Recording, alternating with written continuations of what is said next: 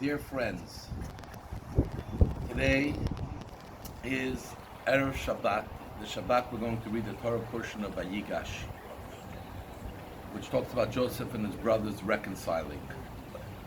But actually, it is also the 10th of Teves, which is a fast day. A day we fast as one of the three fasts related to the destruction of the temples, both the first and the second temple. And we fast to remember what it was that caused the destruction, our sinful ways and turning away from serving God completely and fully as we are supposed to, and how we look forward to rebuilding the next temple by adding in the doing of mitzvot and study of Torah and committing ourselves to the ways of God, His mission, and the purpose He put us here in this world. And in this week's Torah portion, we find something very fascinating. That Joseph and Binyamin, his younger brother, from the same mother, Rachel, they didn't see each other for 22 years. Binyamin was young when they separated from each other. And he thought, like all the brothers, that Joseph was gone forever. And they finally are reunited. Joseph reveals to his brothers as the viceroy of Egypt who he really is. And Joseph and Binyamin embrace. And the Torah tells us that at this momentous time, at this momentous meeting, what was going on between them? What was in their heads? As these two brothers who hadn't seen each other for so many years, didn't grow up with each other, haven't seen each other get married and develop in their lives, are trying to reconcile their long 22 years of separation. And the Torah tells us that they fell on each other's shoulders and they started to cry. And in the way the Torah terms how they cried, and it says that Joseph cried on the shoulders of Benjamin, and Benjamin cried on the shoulder of Joseph, we hear that there was something more going on than just two brothers that have not seen each other in so many years and thought that they would never see each other again. But they were thinking about something much deeper and much greater. They were looking into the future.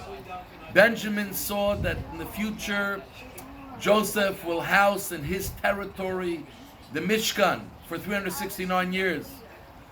And Joseph saw that Benjamin in the future in Jerusalem will house the two temples that will stand, the first one for 410, the second one 420. And both of these temples, as well as the Mishkan, the tabernacle that will be in the area of Joseph, will be destroyed. And that is what was hurting them at that time. They knew that their meeting at that moment was something great now, but the reconciliation represented the future of the Jewish people. And they were crying about how the pain that their children will go through when they see the loss of the temples. But what were they crying about? Joseph was crying about the loss of Benjamin's temples. Benjamin was crying about the loss of Joseph's temple. Why were they crying about each other's? Why were they not crying about their own loss?